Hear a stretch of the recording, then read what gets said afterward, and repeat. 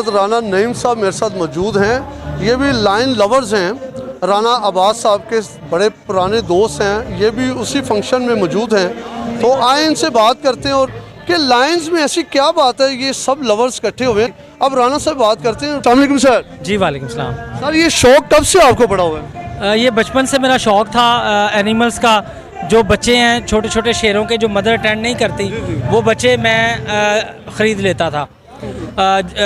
जो फार्म बने हुए हैं इस वक्त, बड़े फार्म लोगों ने बनाए हैं, लाइन्स के पेयर लगाए हुए हैं, तो जो बच्चे मदर अटेंड नहीं करती वो बच्चे मैं ख़रीदता हूँ। और छोटे छोटे बच्चे जिनकी आंखें बंद होती हैं, उनको बच्चों को फिर घर में पालना, तो वो मेरा एक शौक़ था और वो शौक़ बढ़ता बढ़ता बिज़नेस में कन्वर्ट हो गया।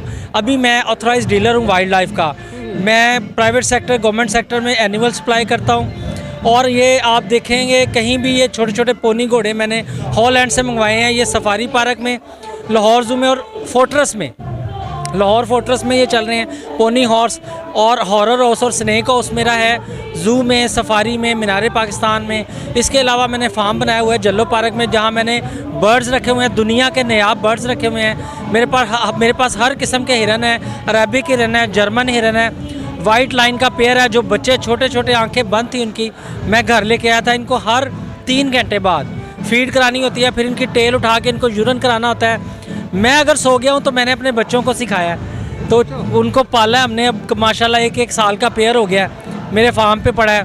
और इसके अलावा मैंने वहाँ पे नायाब हिरन और पैरट्स नायाब रखे हुए हैं। जल्लो पार्क के पास फार्म बनाया हुआ है। अभी मैंने रिसेंटली PHA से गुलशन इकबाल पार्क में 151 हिरन ऑक्शन में लिए हैं। अच्छा मुझे ये बताएं राना साहब, आपको डर नहीं लगता? नहीं, जो देखें जो वाइल्ड लाइन है ना, उससे डर लगता है सर। बात यह है कि जो बच्चा हमने पाला हुआ है वो हमें पता है कि ये हमें कुछ नहीं कहेगा। मतलब अपने बच्चों की तरह आपने इनको पाला है? हाँ जी, अपने बच्चों की तरह पाला है, गोद में खिलाया है? गोद में खिलाया। लेकिन हम तब तक बच्चा लेके उसे, तब तक हम उसके साथ पिंजरे में जाते हैं, उसको प्यार करते हैं, खाना हाथ से खिलाते हैं, जब तक वो मेट नहीं करता। जो वो मेट कर जाता है, जब वो ब्रीड करते हैं लाइन, तो फिर हम उनके केज में नहीं जाते, उसके बाद वो ब्रीड पे लग जाता है। अच्छा दूसरा मुझे आप ये बताएं कि आपका ये कोई ग्रुप है टोटल दोस्तों का? आज मैं देख रहा हूँ मुख्तलिफ किस्म के तमाम दोस्त आपके शायद पहुँचे हुए हैं, तो कितने दोस्त जो हैं वो लाहौर में आपके हैं जो फार्म बनाकर बैठे हैं या ये काम कर रहे हैं? देखें जी, पाकिस्तान के अंदर जितने भी लोग जो रिच पीपल हैं, जो बड़े बड़े फैक्ट्री ओनर्स हैं, बड़े बड़े जो है वो ओहदों पे हैं, उन लोगों ने अपना फार्म, जगह है उनके पास, उन्होंने अपना फार्म कोई छोटा शौक कर रहा है, कोई बड़ा शौक कर रहा है। किसी ने खाली पैरट्स रखे हुए हैं, किसी ने कोई डक्स रखी हुई हैं, किसी ने जो है वो खाली हिरन रखे हुए हैं, किसी ने घोड़े रखे हुए हैं।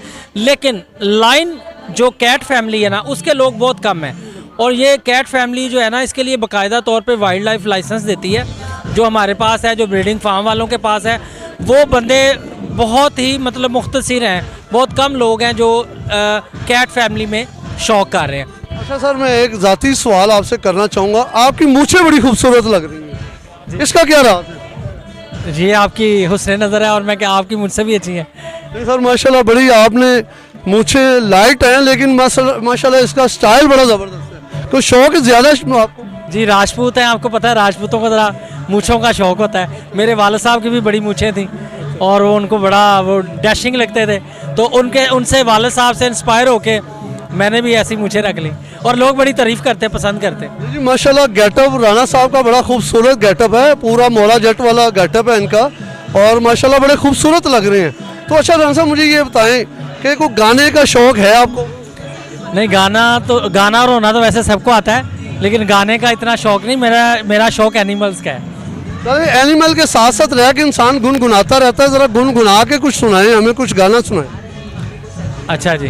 तेरा मेरा रिश्ता है कैसा, एक पल दूर गवारा नहीं, तेरे लिए हर रोज़ है जीते, तुझको दिया मेरा वक्त सभी, कोई लम्हा मेरा ना हो तेरे बिना, हर सांस पे नाम तेरा, क्योंकि तुम ही हो अब तुम ही हो जिंदगी, अब तुम ही हो चैन भी, मेरा दर्द भी, मेरी आशिकी, अब तुम ही हो। ये अंदर से फनकार निकला। राणा साहब शेर तो पालते हैं लेकिन अंदर एक इनके फनकार भी है। इतनी सुरीली आवाज़ में उन्होंने जो तुम ही हो गाना सुनाया है, ये एक शौकीन आदमी सुना सकता है, ये एक दिल वाला सुना सकता है। वो दिल वाला दुल्हनिया ले जाए वाला, ये वही राणा साहब है माशाल्लाह। जैसी उनकी पर्सनैलिटी है उतना खूबसूरत उन्होंने गाना सुनाया है। तो बड़ा मज़ा आया जी। आपको अगर मज़ा आया तो आप हमारे कमेंट में ज़रूर बताइएगा। इस वक्त मेरे साथ आरिफ खान साहब मौजूद हैं जो कि सियासी रहनुमा हैं और बड़े मुतहरक रहनुमा हैं, जो कि नून लीग में बड़े मुतहरक कारकुन लीडर भी समझे जाते हैं।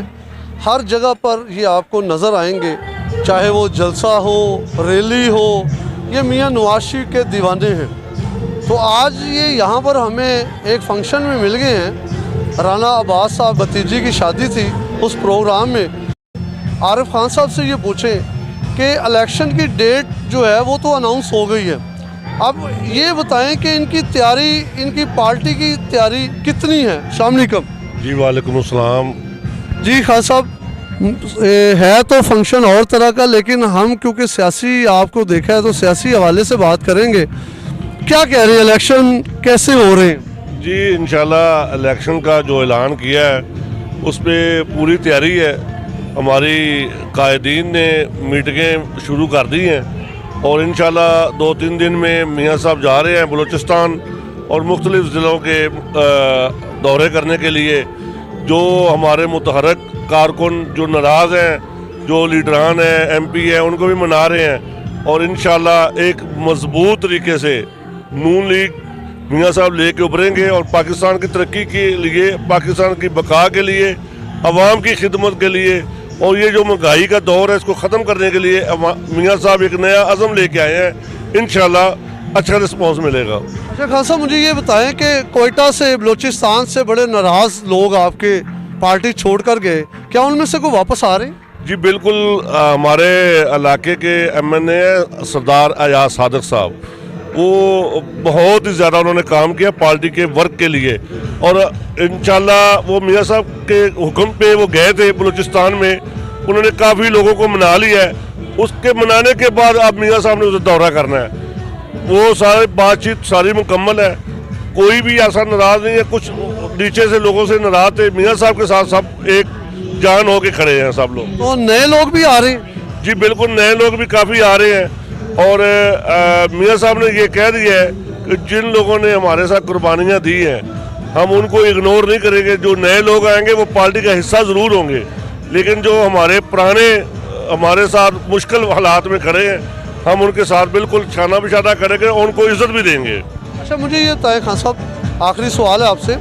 आप बड़े मुतहरक कारकुन रहे हैं, क्या जिम्मेदारियां मिलेंगी? आप समझते हैं कि जब हुकूमत आएगी आपकी नून लीग की, आपको भी जिम्मेदारियां मिलेंगी? टिकट मिल रही है आपको? जी मैंने टिकट के लिए नहीं कहा, हमें काफ़ी लोगों ने कहा जी आप अप्लाई करें। हमने कहा जी हमने खिदमत करनी है, हम अपने कायदीन का यही शुक्रिया अदा करेंगे इस मुल्क के लिए वो ऐसा काम कर दे।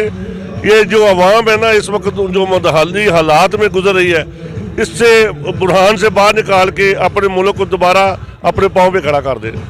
जी तो आपने खान साहब की बात सुनी कि वो ये चाहते हैं कि हम टिकट हमें नहीं चाहिए, हम पार्टी के साथ बिल्कुल सिंसियर हैं। हमारी पार्टी के सरबराह मियाँ मोहम्मद नवाज शरीफ ये करें कि आवाम को इस कदर जो महंगाई है इस वक्त उससे निकालें। उन्होंने साथ साथ ये भी कहा कि हमें टिकट का लालच नहीं है।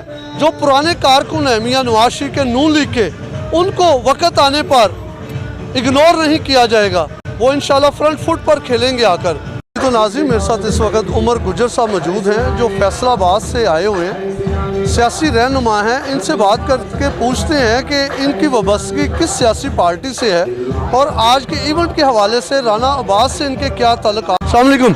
वालेकुम अस्सलाम। जी उमर भाई कैसे हैं आप? खैरियत? अल्लाह का शुक्र खैरियत है। सर मुझे सबसे पहले तो अपना तारफ़ करवाएं कि आपका किस सियासी जमात से ताल्लुक है? मेरा नाम उमर अशरफ गुजर है, फैसलाबाद से ताल्लुक़ है और नून लीग से हमारा ताल्लुक़ है। 1976 से हम नून लीग से हैं। तो पहले हमारे बुजुर्ग भी इलेक्शन लड़ते रहे हैं, MP भी रहे हैं, वज़ीर भी रहे हैं। कौन से क्या नाम है उनका? उनका नाम था सरदार मेहदी खान। अच्छा, तो आप अब इलेक्शन लड़ चुके हैं कोई? अभी चाचू लड़ रहे हैं, उनका मर्डर हो गया था दादाजी का, तो अब चाचू लड़ रहे हैं मेजर तो अकरम। आपका कोई इलेक्शन का प्लान? बुजुर्ग लड़ रहे हैं जी हमारे समुंदरी से। जी हाँ। आप ज़ाते खुद क्या कर रहे हैं? मेरा बिजनेस है फैसलाबाद में। किस चीज़ का? मेरे माशाल्लाह फैक्ट्रीज है और कंस्ट्रक्शन का काफ़ी काम है। तो राना अब्बास साहब के हवाले से आपका जो तल्लक है उसके बारे में बताएं। राना अब्बास साहब बड़े भाई हैं जनाब। मैं भी एक लाइन लवर बंदा हूँ, वो भी लाइन लवर है, तो मैंने भी काफ़ी शेयर रखे हुए हैं, तो उसी वजह से मेरा इनसे ताल्लुक है। जी, ये लाइन लवर है, जैसे वो कहते हैं ना कि पेटी बरहा, ये पेटी बरहा, लाइन पेटी बरहा इनको कहा जा सकता है। तो और गुजर साहब, आप फैसलाबाद से कब आए? मैं फैसलाबाद अभी थोड़ी देर पहले पहुंचा हूँ जी। तो आने वाले वक्त में कोई आपकी इलेक्शन के हवाले से सियासी गहमा गहमी, जैसे अब इलेक्शन आ रहे हैं, तो आपके फैसलाबाद में क्या हालात हैं नून लीग के? फैसलाबाद हमारे तकरीबन सारा ही तकरीबन नून लीग का ही है जी। PTI के तो नहीं है, अब ज़्यादा नून लीग की तरफ ही रुझान है, ज़्यादा बंद होगा जी। तो क्या कहेंगे, कितनी सीटें फैसलाबाद से आप निकालेंगे? हमारा है तकरीबन 75% तक जीतेगी नून फैसलाबाद से। जी, तो आपने राना अब्बास साहब की बात सुनी, 75% जो है वो सीटें निकालने की पोजीशन में है फैसलाबाद में। दूसरे नंबर पे बड़ी इंटरेस्टिंग बात उन्होंने बताई कि हम पार्टनर हैं, एक तरह से पेटी भाई हैं। शेरों के हवाले से बात कर रहे हैं, ये भी शेरों का शौक़ रखते हैं, शेरों के शिकारी भी हैं, तो ये भी शेर रखते हैं। फिर इनके भी जाएंगे और शेरों की इंशाल्लाह हम वीडियो बनाएंगे और बिल्कुल दिखाएंगे आपको। तो इनको हम मुबारकबाद भी देते हैं यहाँ पे आने पे, और इनका शुक्रिया अदा भी राना अब्बास साहब की तरफ से ही करते हैं। तो बहुत शुक्रिया जनाब, थैंक यू।